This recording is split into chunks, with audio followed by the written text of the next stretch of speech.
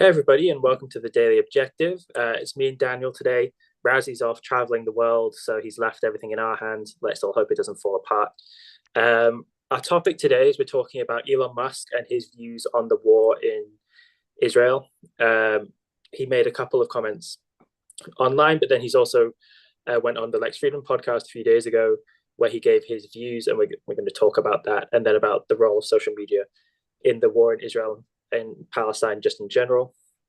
But first, I'm just going to start with our normal news roundup. So it's day 38 of the war. Interestingly, yesterday, the official death toll of the attack on the 7th of October was lowered by Israel's foreign ministry. The original figure had been 1,400 people were killed. It's actually just been lowered to 1,200. The rationale for lowering it hasn't actually really been very clear, but I presume just some of the deaths were people they've either found have been taken hostage by Hamas, or people who they believe are dead who it turns out haven't been. Maybe perhaps also people who are missing. The other thing that's happened kind of tangentially to the war, but it's happened in the UK, is that the Home Secretary for the UK government, Suella Braverman, has been sacked by Rishi Sunak, the Prime Minister. This was in the lead up to some protests which were taking place on Remembrance Day on the 11th of November this year. And these were pro-Palestine protests, and Suella Braverman had been putting pressure on the Metropolitan Police to intervene and cancel the protests. And then when they refused to do so, she had written an unauthorized article in one of the British newspapers saying that they showed favoritism to certain causes and not others. And she'd been very much wanting to stop all expressions of pro-Hamas sentiment under hate speech laws. And this has effectively been a kind of public relations disaster. It's led to her being fired as Home Secretary. A man called James Cleverly, who was the Foreign Secretary, has now taken her place as Home Secretary. And then in a kind of move that nobody expected, the former Prime Minister David Cameron had been brought in, and he's been made the Foreign Secretary. In a kind of strange move, because normally members of the government are made up of members of the House of Commons, which he isn't anymore. He's actually a member of the House of Lords. And it's very uncommon for members of the House of Lords to assume the kind of top three positions in government. But I suppose Rishi Sunak had decided that he needed a kind of safe pair of hands to come in and help deal with this issue. But the root of all this kind of reshuffling that's going on in the British government is to do with the conflict in Israel and Palestine. And then just the final thing, Benjamin Netanyahu, it's a nightmare of a name to say, has made comments that as the war in the northern border of Israel and Lebanon has been escalating, he's made comments that first they're going to deal with Hamas and Gaza. So he wants Hamas to be completely dealt with and Gaza to be made secure before he goes north and deals with Hezbollah. So they're basically going to be kind of retaliating but keeping things at level footing and not going further into Lebanon until they've dealt with Hamas. And so that's the news for today. Daniel, why don't you start us off? What is Elon Musk's position on the war, and what has he been saying, and how have people reacted to it? So from the research I have done, and you can oftentimes see it with Elon Musk, he doesn't really have any like radical position. Oftentimes he's very either kind of playing both sides. Like on one side he says, maybe I can quote him specifically, but like on one side he says like Israel has to deal with Hamas threat, like if it finds any Hamas members, it has to kill them, or it has to imprison them or do something about it. On the other side, he's very much like, oh,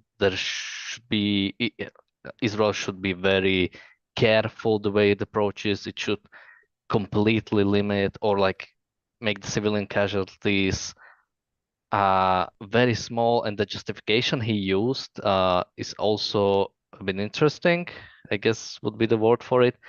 The way he argued for it is the way Hamas attacked and the atrocities it committed was to basically provoke an Israeli response, so Hamas could rally the Muslim world against Israel, and that's why it said Israel should be very uh, you know, easy uh when it goes to when it goes to Gaza.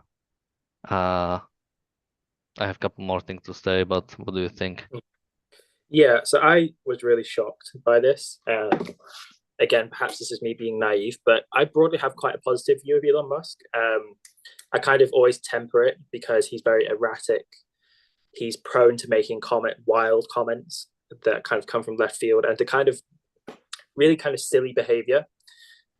His sense of humor, isn't one that I kind of. It's not that I don't find these things funny, but kind of a man in his position and who's doing some of the things he's doing, involved in some of the things he's involved with, should be kind of more serious, just generally. But for example, I have quite a positive view of him for his support of the truckers' strikes in Canada, and for kind of some broad statements he's made about the role of government in the US, and for his kind of pro-business attitude, and so on and so forth. Some kind of things like that. And so he went on to Lex Friedman, and I think the episode was posted 3 days ago.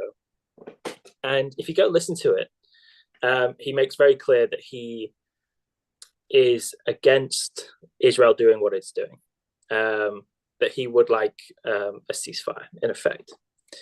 And he justifies it by saying that, Hamas wanted to provoke Israel into an overreaction, which is why I suppose he understands the current conflict to be. Which I think, I take objection straight away with the idea of it being an overreaction. I think, people acting in a warlike way towards you, going to war against them is the perfectly, people use this idea of proportionality. That is actually the proportionate, just thing to be doing, even if proportionality is not the right way to think about it. It's the rational, logical thing to do. I don't think it's an overreaction. And then he said that what Israel should be doing instead, I think the phrase he used was engaging of the most overt act of radical kindness possible. Engage in the most conspicuous acts of kindness possible. Yeah. And so this is just bizarre in my mind as to why he thinks that is a good idea. Because as far as I'm aware, he isn't a Christian and he doesn't accept that kind of logic. If this were coming from the Archbishop of Canterbury, I would understand where he's coming from in saying this. I think he's wrong, but I'd get where that's coming from.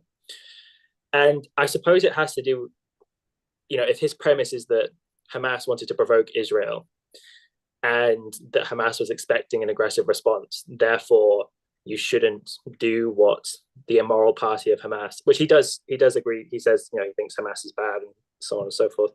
You shouldn't do what they want you to do, and therefore you should act in a kind way, I guess, in a reverse psychology kind of way. And he goes on to say that Israel, for every civilian that Israel kills in Gaza, this is going to be one more son that doesn't go home to a mother, one more father who doesn't come home, and so on and so forth. And this is going to generate, I think he basically said, 2 more anti-Israeli militants in the future. So I think that's ridiculous, utterly ridiculous, because it isn't like people haven't made these kind of arguments before. So when Christopher Hitchens was around, who when I was a teenager, I was a big fan of, one of the things that he used to get was this kind of response when he would kind of argue for the war in Iraq. And people would say, well, look, by intervening in the Middle East, we just create more terrorists, more people who want to do us harm. And he used to have this line where he'd say, our resistance to evil isn't what causes it. And on the reality show, we're going to be talking about that. What is the cause of Islamic terrorism? So I don't want to spoil that too much. But he would say, yeah, it isn't our resistance to evil that is the cause of evil. And it's the kind of masochistic implication that we are the cause of our own enemies. We bring it on ourselves, in effect. And that is, I think, basically his position, that Israel has to kind of be nice and placate their mortal enemy. Otherwise, they just bring it on themselves. He didn't say it in that language, but I think that's basically what he believes. And I think this is, disgusting. I think it's an evil thing to say. I think it's a stupid thing to say as well. I think that a man of his intelligence shouldn't be saying things like that. It isn't like it's beyond his, I was going to say Ken, but his mental ability to realize that there's something really wrong about that. So Daniel, I mean, what did you make of those comments, Daniel? So when I'm listening to people like Elon Musk, it always feels like they are living in the future, but when it comes to things like this, things like war, it feels like they are living, in the Middle Ages when what war was basically. You get soldiers from one side, you get soldiers from the other side, they go to a field, they fight, and whoever wins the war, and that's it. And no, or like minimum of civilians are uh a minimum of civilians have uh been deceased Yeah, or something. Sorry, someone walked in, so I'm a bit that's okay. uh give me like 5 seconds. Okay. So, I mean, I'm anticipating what Darren's going to say a bit, but this kind of connects to something that I've mentioned before. That I guess people have this view that war takes place on a battlefield, and there's this kind of I kind of really oppose the idea that there is such a thing really as a battlefield, i.e., just these two naked plains where one army lines up on one side and one lines up on the other. They just kind of aim their guns at each other, shoot, and whichever one falls down first is the loser. Battles, even in the times of the ancient Greeks, which he mentions, and I guess we could say a little bit about the kind of strange comparisons to ancient Greeks he makes.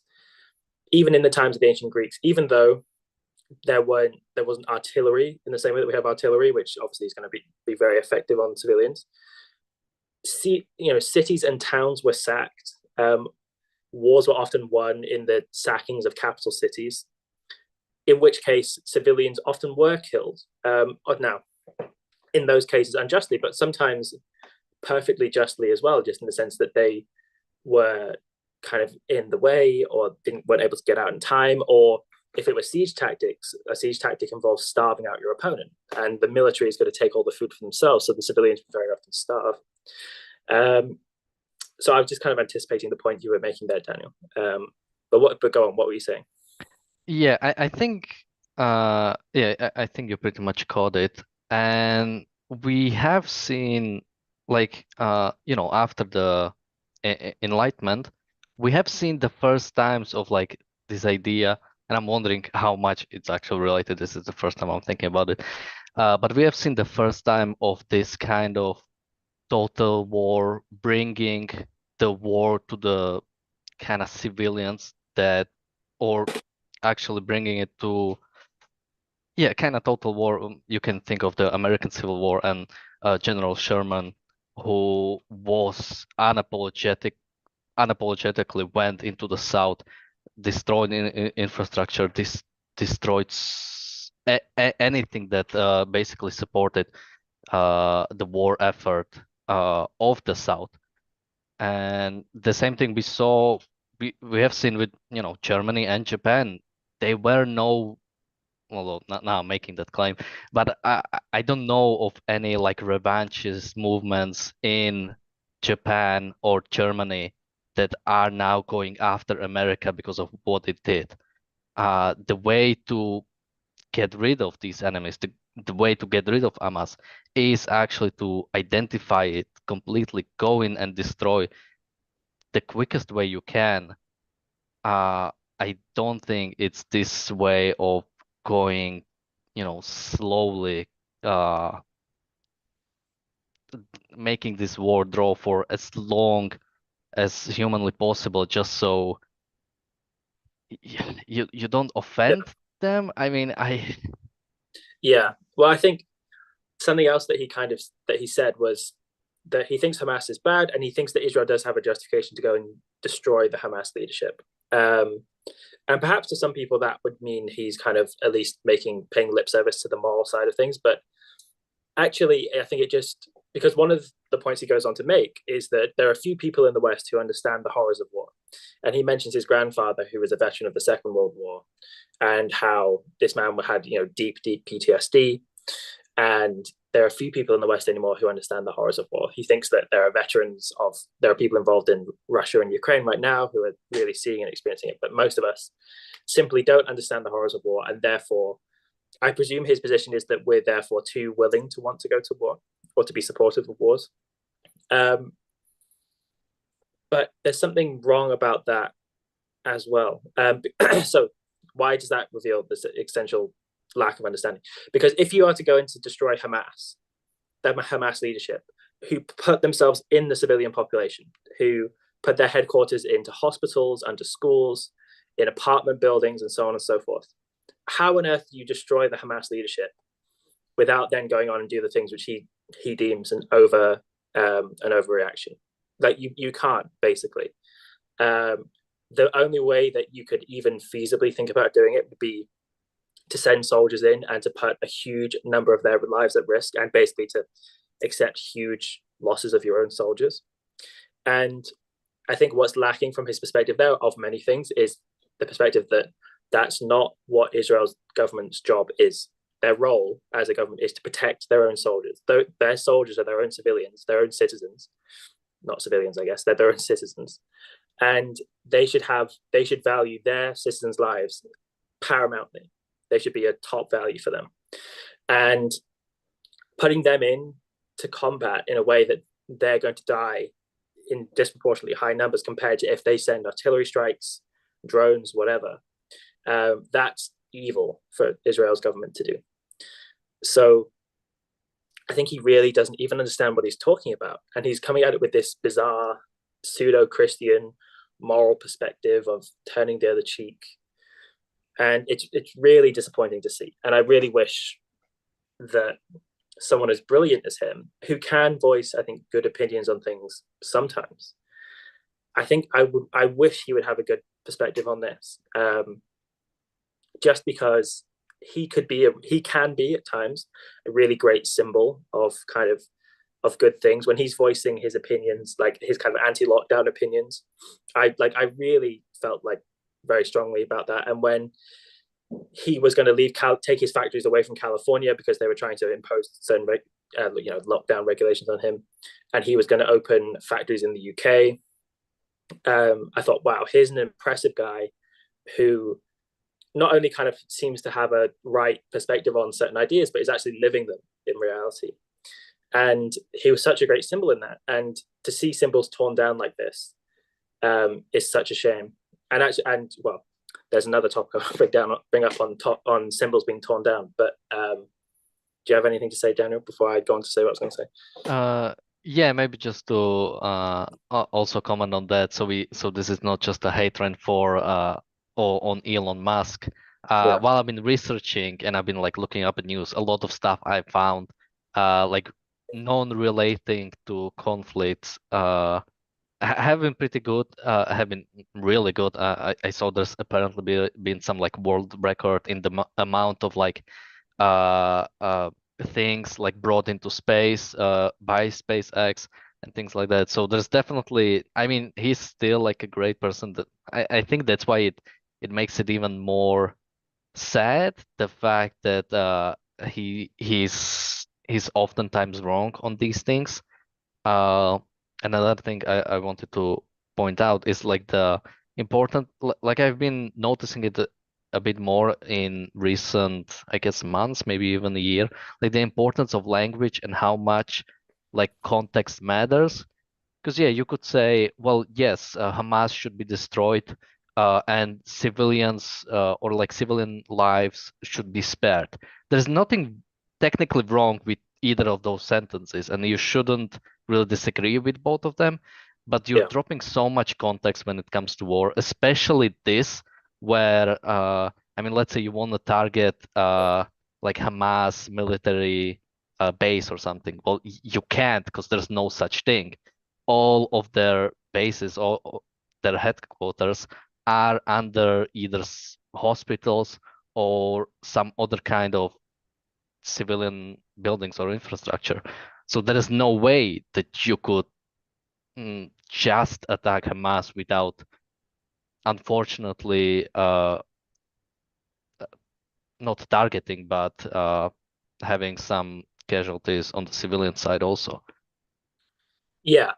Well, exactly. And it's not even, and so the part of the libel that goes on against Israel is that people accuse the Israelis of targeting civilians, I guess, for the sake of it, like as in they are deliberately going out their way to kill civilians as a psychological tactic to bring us further into the war.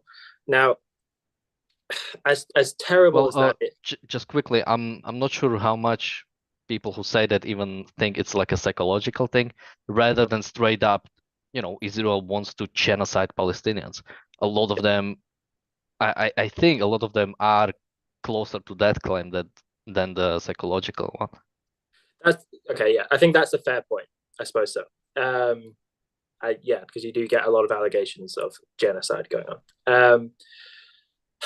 But okay, what I was going to say is that I don't think we should, as terrible as it is, I don't think we should discount the idea that a just military can target civilians in war. That's what a lot of governments in the Second World War did, for example. And it's a serious consideration as to whether that's a good thing to do, like a justified thing to do, and also whether it's even effective. But I'm digressing a Well, little bit. maybe just to point that out, or like when there is a war, and especially when there is a total war, there is very little distinction between civilian infrastructure and military infrastructure. You could have a factory that's completely operated by civilians, and they might be producing something, civilian kind of infrastructure, maybe trains or something. Well, to what extent is the production of these trains supporting the war effort? Uh, it's Yeah. hard. Those are hard decisions to make, but your goal should always be to end the war the quickest way you can. Mm. Uh, Yeah. And so I guess to bring it back around to Elon Musk, because one of the things that he says in the podcast is that he's obsessed with military history, and he said there's very few battles that he's never read about, and so on and so forth. And he goes on to make a kind of strange comparison to the wars of ancient Greece and the thinking of ancient Greek writers on war. Um, and the only reason I point out that it's strange isn't because there aren't valuable things that you can get from the ancient Greeks. Objectivists talk about the value of ancient Greek writings all the time, but just because he doesn't, I think, successfully really connect it back to the topic at hand. So I think it shows a kind of something disorganized in his own thinking. But let's take him at his word and say he's read a huge amount of military history. If he's read a lot of military history, although that's not going to be like an ethics war textbook per se, he's going to know a lot of the way that wars have been fought in the past. And I find it strange that if he's read all that, he can't understand that it isn't just because humans have been barbarians for most of our history, but because that's the nature of war. That's how you have to fight a war. And that the way the Western nations have been fighting wars for the past 30 years is disastrously mistaken. So throughout all of his comments on the podcast, at least what I thought was his comments belied the fact that he was lacking understanding of what he was talking about, although he seemed to think that he knew what he was talking about. And I don't claim to be the most knowledgeable person on war or the ethics of war at all, although we've been talking about it a lot on the channel recently. But his comments sounded much more like the comments of not someone who was a brilliant billionaire intellectual entrepreneur, but the comments of the average person in the street who never really has thought about this, but is getting dragged into it anyway, and is voicing a kind of ignorant opinion informed by a loose kind of Christian cultural moral standing, where, oh, Israel should turn the other cheek.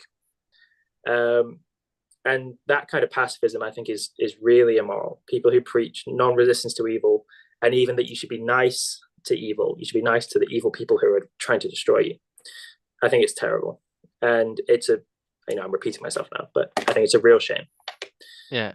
I think we need to wrap up in a couple of minutes. So first, let me thank Bonnie for a super chat. She's been super chatting every day. And thank you, Jonathan. I believe Jonathan has also been super chatting every day, Yeah, or at least every other day for a while now. So thank both of you. And yeah, I was about to say, when you mentioned his opinion seemed uninformed or sort of like an average person, yeah, there's definitely like people should be able to say I don't know, and it shouldn't be like something out of ordinary. I'm not sure if he is well read on this conflict or war in general, or if he's not. Uh, but if he's not, I maybe you should just say you don't know. yeah. I think there's a lot more dignity in saying I don't know than people who pretend to know about things that they don't know about. You meet a lot of those people when you're a teenager, and I remember thinking of those people that there's something sort of like cringingly embarrassing about posturing that you know about things which you don't know about. And so on that point, I'm running out of things to say, so I don't know anything more else to go on about. We can wrap up. I think it's about time. In 2 minutes, we have the reality show.